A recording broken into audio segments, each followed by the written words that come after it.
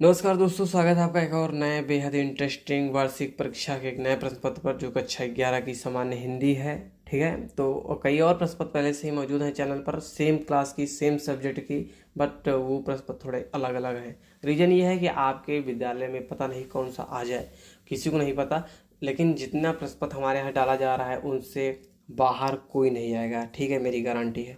सभी को देख लीजिए, सभी को अच्छी तरीके से पढ़ लीजिए और जो आए उसका आंसर आप अच्छी तरीके से दे दीजिए। ठीक है, चलिए क्वेश्चन को स्टार्ट करते हैं। सभी प्रश्न अनिवार्य है। भारत भारती की विधा क्या है? भारत भारती मैथिली शरणगुप्त द्वारा 1912 में लिखा गया है। ठीक है, एक काव्य है। ठीक है, गोरा बादल की कथा के लेखक कौन है? वो है जटमल जी। निम्नलिखित में से कौन सी कहानी भारतेंदु से पूर्व की? देखो, इंदुमती जो है वो भारतेंदु युग के बाद में लिखी गई। ठीक है, 11 वर्ष का समय ये भी है।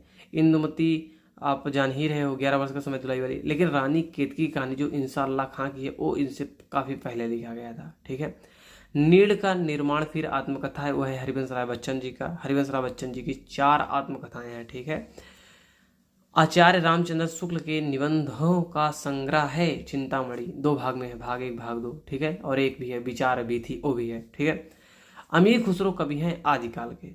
साहित्य की इन अमीर खुसरो जी जो हैं आदिकाल बीत रहा होता है उस टाइम के हैं। ठीक है, तो साहित्य लहरी के रचनाकार हैं सूरदास जी। साहित्य लहरी, सूर सागर, सूर्य की सारावली, श्री कृष्ण के बाली छप्पर, लेखनी अनुपम चली। रामचंद्र शुक्ल ने भक्ति काल का सर्वश्रेष्ठ लोकवादी कवि किसे कहा है? अगर आप लोकवादी कवि की बात किया जाएगा तो हमेशा तुलसीदास को याद रखिएगा, और खास करके कोई भी अच्छी चीज़ें रामचंद्र शुक्ल जी कहते हैं तो खास करके तुलसीदास जी के लिए ही कहते हैं। ठीक है, हरिऔध का जन्म स्थल कौन सा है? निजामाबाद। तार सप्तक का प्रकाशन वर्ष कौन है? 1943। ठीक है, अज्ञेय जी इसका संपादन करते थे। अब देखिए, निम्नलिखित गद्यांश को पढ़कर उन पर आधारित प्रश्नों के उत्तर दीजिए। ठीक है, क्या है उत्तर? क्या है? घुमक्कड़ों से बढ़कर सुख कहाँ मिल सकता है? आखिर चिंताहीनता तो सुख का सबसे स्पष्ट रूप है। घुमक्कड़ों में कष्ट भी होते हैं, लेकिन उसे उसी तरह समझिए जैसे भोजन में मिर्च। मिर्च में यदि कड़वाहट ना हो तो क्या कोई मिर्च प्रेमी उसे हाथ भी लगाएगा? वस्तुतः घुमक्कड़ी में कभी कभी होने वाले कड़वे अनुभव उसके रस को और बढ़ा देते हैं, उसी तरह जैसे काली पृष्ठभूमि में चित्र अधिक खिल उठता है। ठीक है, अब देखिए, प्रस्तुत गद्यांश के माध्यम से लेखक क्या कहना चाहता है? संसार का सबसे बड़ा सुख क्या है? घुमक्कड़ी के कष्टों की तुलना मिर्च के तीखेपन से क्यों दी गई है? रेखांकित अंश की व्याख्या कीजिए। चिंताहीनता का अर्थ स्पष्ट कीजिए। ठीक है, आगे आइए। निम्नलिखित पद्यांश को पढ़कर उन पर आधारित प्रश्नों के उत्तर दीजिए। छूटत कमान बान बंदुकर कोकबान, मुश्किल होत मूर चानहु की ओट में, ताही समय शिवराज हुकुम के हल्ला कियो, दावा बांधी दोषन पे बीरन चलोट, बीरन दावा बांधी दोषिन पे बीरन ले जोट में। भूषण भनत तेरी हिम्मत कहाँ लो कहो, कीमत हियाँ लगी है जाकी भट्ट झोट में, ताव ददे मूछन कंगारू न पे पाँव ददे घाव ददे अरे मुझ कदी परे कोट में। इसमें क्वेश्चन क्या है कि शिवाजी की सेना पर शत्रु की सेना के प्रहार का वर्णन कीजिए, कि शिवाजी की सेना पर शत्रु की सेना ने के कैसे कैसे प्रहार कर रहे थे। उसके बाद क्या है? रेखांकित अंश की व्याख्या जो है कि भूषण ने भना था तेरी हिम्मत कहाँ लो कहो, कीमत हियाँ लगी है जाकी भट्ट झोट में, ताव ददे मूसन कंगारू पे पाँव ददे घाव ददे और मुख कटी कदी परे कोट में। ठीक है, अगला क्या है? कवि शिवाजी की वीरता की प्रशंसा करते हुए क्या कहते हैं? कवि जो है शिवाजी की वीरता की प्रशंसा करते हुए क्या कहते हैं? फिर कहते हैं कि ताव ददे मूछन कंगूरन पे पाँव ददे। पंक्ति का आशय स्पष्ट कीजिए। दिए गए पद्यांश में कौन से रस की अभिव्यक्ति हुई है? वीर रस है। ठीक है, निम्नलिखित लेखों में से किसी एक लेखक का साहित्यिक परिचय देते हुए उनकी कृतियों पर प्रकाश डालिए। अब वो लेखक कौन कौन से हैं? तो वो लेखक है ये श्याम सुंदर दास, आचार्य महावीर प्रसाद द्विवेदी और डॉक्टर संपूर्णानंद।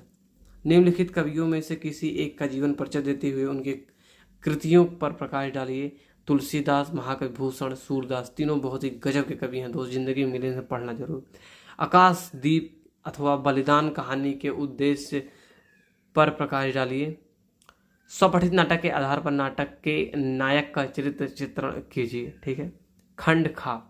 निम्नलिखित संस्कृत अवतरणों का ससंदर्भ हिंदी में अनुवाद कीजिए।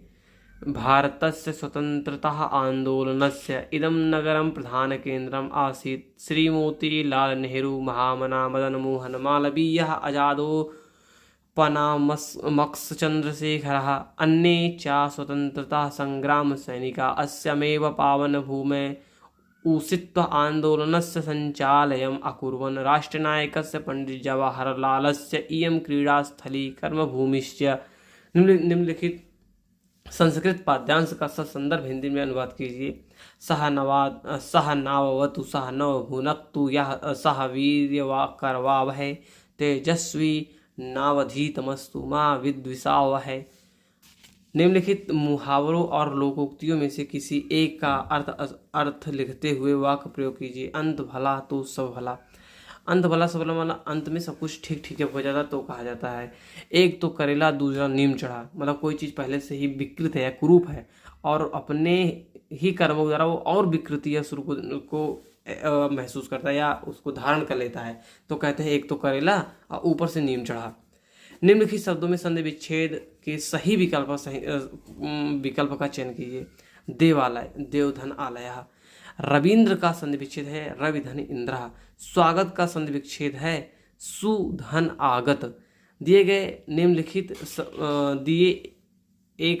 शब्दों का विभक्ति और वचन के अनुसार चयन करो। नामना में वचन और विभक्ति है तृतीय एक वचन। आत्मन का मुझे सही मिला नहीं तो मैंने मारा नहीं, तो आत्मन का तृतीय एक वचन में रूप होगा। निम्नलिखित शब्द युग्मों का सही अर्थ चुनकर लिखिए। अनिल, अनल। अनिल माने वायु होता है, अनल माने आग होता है। आय और आयु, आय माने होता है इनकम यानी कि आमदनी और आयु माने होता है उम्र, ठीक, एज। निम्नलिखित वाक्यांशों के लिए एक एक शब्द लिखिए। मृत्यु को जीतने वाला मृत्युंजय होता है, ठीक है, जो कभी दिखाई न दे, अदृश्य है। निम्नलिखित में से किन्हीं दो वाक्यों को शुद्ध करके लिखना है। मैंने भगवत गीता पढ़ा है। तुम्हारी सौजन्यता प्रशंसनीय है। मेरे को पुस्तक चाहिए। आपको दवा लेना चाहिए। 12 का है श्रृंगार रस अथवा वीर रस की परिभाषा उदाहरण सहित लिखिए। अनुप्रास अथवा उपमा अलंकार का लक्षण उदाहरण सहित लिखिए। चौपाई अथवा दोहा छंद का लक्षण उदाहरण सहित लिखिए। नगर निगम के स्वास्थ्य अधिकारी को अपने मोहल्ले में विद्यमान गंदगी के विषय में एक पत्र लिखिए। निम्नलिखित में से किसी एक विषय पर अपनी भाषा शैली में निबंध लिखिए। क्या है आगे? साहित्य समाज का दर्पण है। पढ़ें बेटियां बढ़े बेटियां। महंगाई की समस्या और समाधान। परहित सरिस धर्म नहीं भाई। आशा करते हैं आपको वीडियो बेहद पसंद आया होगा, प्रश्न पत्र आपको पसंद आया होगा, ठीक है। अगर ऐसा है तो वीडियो को लाइक करो, चैनल को सब्सक्राइब करो। कुछ और वीडियोज भविष्य में और आने वाली है, यानी कि 2-3 दिन में और भी, मतलब यहाँ पर रोज ही वीडियो अपलोड होते ही रहते हैं, तो आपका भी वीडियो अपलोड होगा, रोज आते हैं। इस वजह से चैनल को सब्सक्राइब कर लीजिए, बहुत काम का होने वाला है। 1 से लेकर 12 तक का सभी वीडियोज यहाँ पर अपलोड किए जाते हैं। हर प्रश्न पत्र का मॉडल पेपर भी दिया जाता है, पूरा का पूरा प्रश्न पत्र ही प्रोवाइड कर दिया जाता है। जो क्वेश्चन लीक होते हैं उन्हें भी बताया जाता है। उसके बाद अगर आप BA MA यानी कि UG और PG कर रहे हो, कुछ भी कर रहे हो, कोई डिप्लोमा कर रहे हो, किसी नौकरी की तैयारी कर रहे हो, किसी वैकेंसी की तैयारी कर रहे हो, तो भी यह चैनल आपके लिए बेहद ही खास होने वाला है, ठीक है। आशा करते हैं आप इन सब चीज़ों पर गौर करोगे। मिलते हैं नया वीडियो पर, तब तक के लिए जय हिंद, वंदे मातरम।